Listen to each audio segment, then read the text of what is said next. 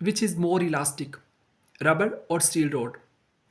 Namaskar, my name is Pankaj and this question was asked in my PhD viva. तो कोलोquially अगर हम देखें तो रबर, क्योंकि वो जल्दी से खिंच जाता है, इंट्यूटिवली हमें ऐसे फील होता है कि रबर जो है वो स्टील रोड से ज़्यादा इलास्टिक है, और ऐसा हम अपनी बोलचाल की भाषा में कह भी सकते हैं।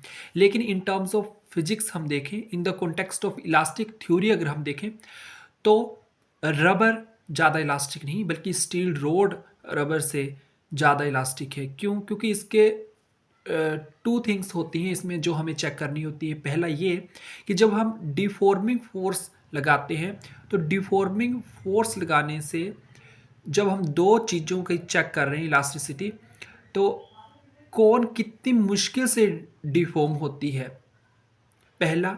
और दूसरा, जब डिफॉर्मिंग फोर्स हटाई जाती है तो वो कितनी जल्दी से अपनी ओरिजिनल कॉन्फ़िगरेशन में वापस आती है। तो स्टील रॉड और रबर में हम देखें तो रबर जो है बहुत ईज़िली डिफ़ॉर्म हो जाती है और स्टील रॉड बहुत मुश्किल से होती है ना?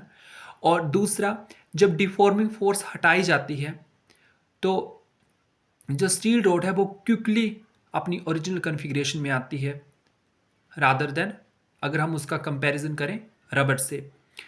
तो पहला जो स्टेप है वो मुश्किल से डिफॉर्म होगी, और जब डिफॉर्म होगी, जब डिफॉर्मिंग फोर्स हटाने के बाद वो क्विकली अपनी ओरिजिनल कॉन्फ़िगरेशन में आएगी।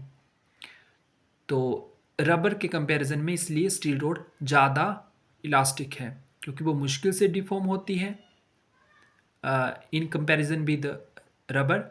और जब डिफॉर्मिंग फोर्स जब हटाई जाती है तो वो क्विकली अपनी ओरिजिनल कॉन्फ़िगरेशन में आती है इन कंपैरिजन विद रबर, जो कि लेट आती है।